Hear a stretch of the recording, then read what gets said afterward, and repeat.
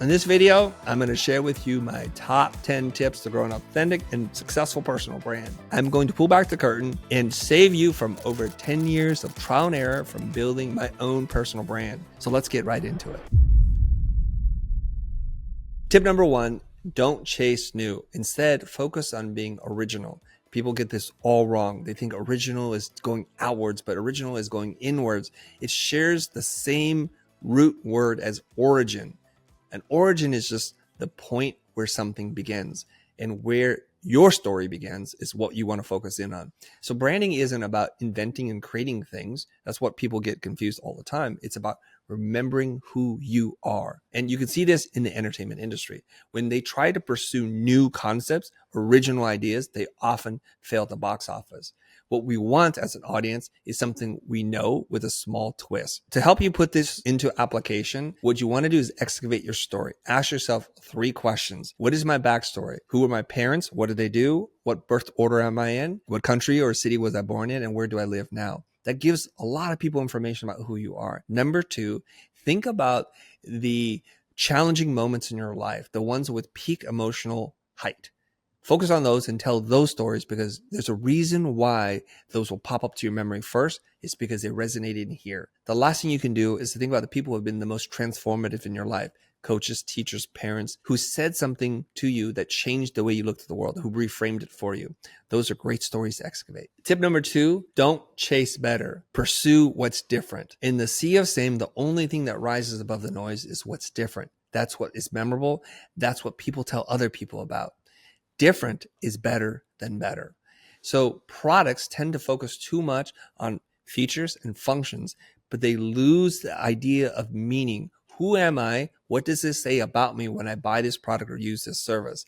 Because in this age in which we live in, it's about identity and meaning. So what you want to do is to find ways that you are meaningfully, like with great intention, different. How are you different in whatever aspects that you can measure?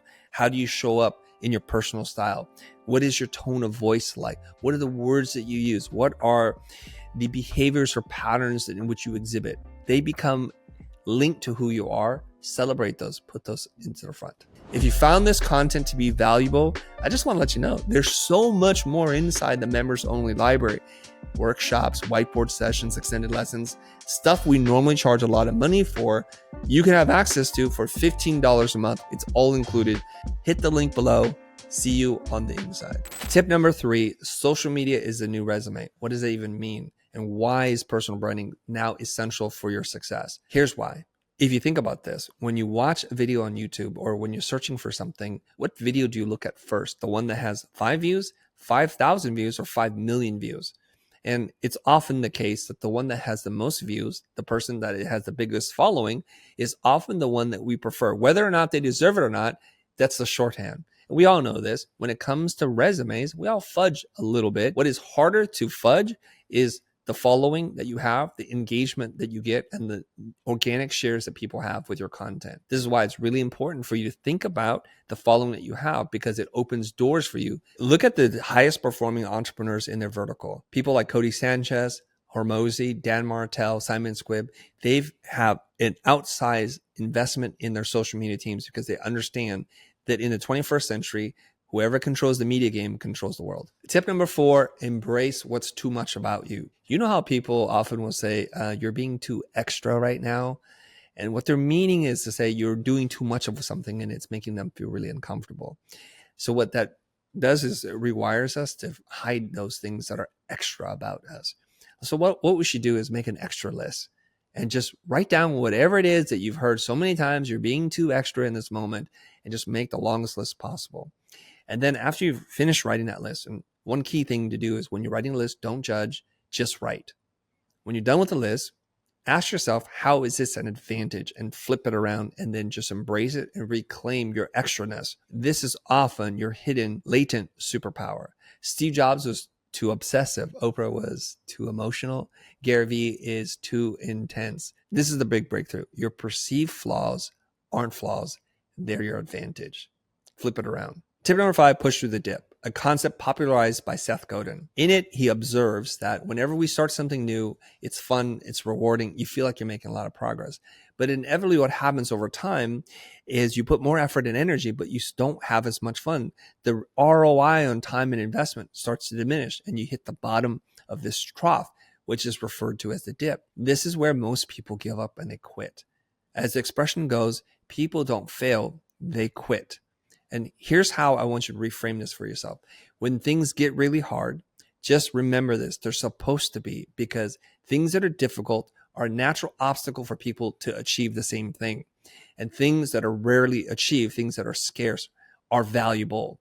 So if everyone was doing it, if it was easy for everyone to achieve it, it wouldn't be worth much. So this is why you need to push through the dip. All right.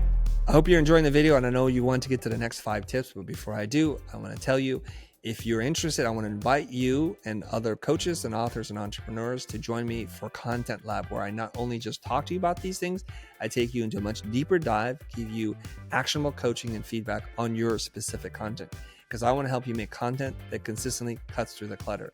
If you want to check it out right now, don't wait for the end of the video. Check the link in the description below. Other than that, back to the video. Tip number 6, avoid the authenticity gap. Many creators show up differently online than in real life. We've seen this happen. Creating an authenticity gap. Be willing to show both your highs and lows. Vulnerability will build trust, and your relationships will travel at the speed of your vulnerability. There's a rule that Pixar talks about in the 23 rules of storytelling. Rule number 1 is the audience admires characters more for their struggles than for their success. And this comes from the world's most successful movie studio. What are they telling us? Well, when characters seem too perfect, it throws us off. We don't trust characters that are too perfect. We think they're up to something because we don't see ourselves in those characters. So what happens is we show up into the world pretending to be somebody that would be accepted. And that very act of pretending to be that person is the thing that gets people to push us away. It is counterintuitive. When you lean into what makes you real, to truly embrace who you are, you will grow not only in your self-confidence, but you'll grow in your audience and the relationships you're able to build. Tip number 7, create a repeatable story. People can't tell other people what you do if they don't understand what you do. A repeatable story is so powerful that others will do the marketing for you. And how wonderful is that? I learned this concept from my business coach, Keir McLaren, who told me you need to tell a story that's repeatable. And to which I asked him, what is a repeatable story? It's a story that is self-contained and easy enough to remember, that other people do the heavy lifting for you and tell other people about you. So if you did a remarkable job, or if you do something that's really unique in the industry, what you want them to be able to do is do your marketing for you. They say, you should work with my friend Chris. You should work with this person because they're so good at doing X, Y, and Z. Most famously, Kentucky Fried Chicken is founded by Harlan Sanders, a person who founded Kentucky Fried Chicken into his 70s. While growing up, I thought Colonel Sanders was a mascot, a fictitious character.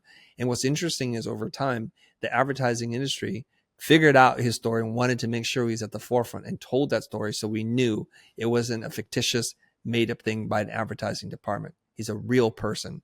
And for some reason, when I know that, I have a deeper connection to deep fried, wholesome chicken. So dig deep into your story bucket and find your 11 secret herbs and spices. Tip number 8, play against type in your industry. Ask, what does the prototypical person in my space do, say, or write about? Then do something very, very different. Create a ban list of what everyone else does and consciously choose to be different. One thing you need to realize about how we evolved as humans is we can spot differences. So when we're staring out in the Serengeti and the blades of grass are there, if something is moving, if something stands out, we notice it right away and we have to assess whether or not it's dangerous or not. In modern society, we wear a corporate uniform, a suit and tie or a dress or a skirt or something like that. Why that is because there's a uniform. It's called a uniform because it means the same. But what happens in a space of personal branding, the last thing that you want to do is to disappear into the crowd. And it doesn't take a lot. It takes 1 degree of separation for you to stand out. If everyone's wearing a suit, wear a red suit because everyone wears a blue suit. If everyone wears a long skirt, wear a shorter skirt, or just do the opposite of what everyone else is doing, and you'll be noticed right away. Now, before you get mad at me and think, well, Chris, you just want us to be a clown and do different for different sake. Be meaningfully different. Try to find a way that you can stand out from how people perceive you. I put myself in there, okay? When you think of an Asian man, what do you think of? You might think hacker, nerdy, good with math, quiet, demure, things like that. Don't somebody who doesn't take up a lot of space. And so when I think about that, that makes me upset because I'm none of those things. I'm loud, I'm opinionated, I love design, and I think I can borrow parts of different cultures to make it a little confusing for people as to who they think I am. I borrow elements from sartorial sources like Esquire and GQ, but I also borrow from the streets and go hard on the hip hop influences. By combining those things, I make it difficult for people to put me into a category of everyone else. Therefore, I become a one of one. My line to you is don't be a fungible human, be a non fungible human. Tip number 9, understand it's a battle of tribes, and whoever has the strongest tribe wins. Every purchase that you make, every dollar you spend is a vote for the kind of world you want. People aren't just buying products, they're buying identity and meaning. The brand, therefore, with the strongest tribe wins because the consumers are choosing which team they're on. They're making the extra effort. They're going to cross the street. They're going to pay a premium to support your tribe, your brand versus someone else. And in a weird way, we're secretly hoping that the other tribe loses because we want ours to win. We'll go out of our way to tell other people and enroll them into this tribe because we know the bigger the tribe, the stronger the brand. To help you understand this concept, let's look into the real world. There are people who love Starbucks and there are people who hate them, like people who love Dunkin'. And so Dunkin' came out with this campaign that said, friends don't let friends drink Starbucks. And that is how you start to draw a line in the sand and delineate yourself from the competition. You're either on team us or you're getting on the bus. That's all it is. Tip number 10, develop your own unique catchphrases. If we look into pop culture for what this might look like, I'm going to go to my go-to reference, which is Game of Thrones. So Lannisters, what is their catchphrase? A Lannister always pays their bills. And we know that this rings true because when they make a deal with you, they'll always honor it and they'll always pay their bill. And this is very important. So when you have your tribe, it's unified by sayings and beliefs and ideas, and they ring true. The tribe of Nike says, just do it. The tribe of Apple says, think different. So you need to come up with your own phrase. And so if we think about one of the most popular and successful TED speakers, Mr. Simon Sinek, what is his catchphrase? He has quite a few. He says, people don't buy what you do, they buy why you do it. People trust people who believe what we believe, and leaders eat last. See how they work? He's using alliteration. He's using repetition. He's using rhyme. This makes your catchphrase easy to remember. So inch by inch, it's a cinch, and yard by yard, it's hard. And if it's not on paper, it's vapor. And the more you are, the more you are. That's yours truly. All right, that's my top 10 tips on how you can develop a memorable brand that stands out. If you've enjoyed this video, I want to remind you about Content Lab, something that I've launched, and it's designed to help coaches, content creators, and authors just like you create content that consistently cuts through the clutter.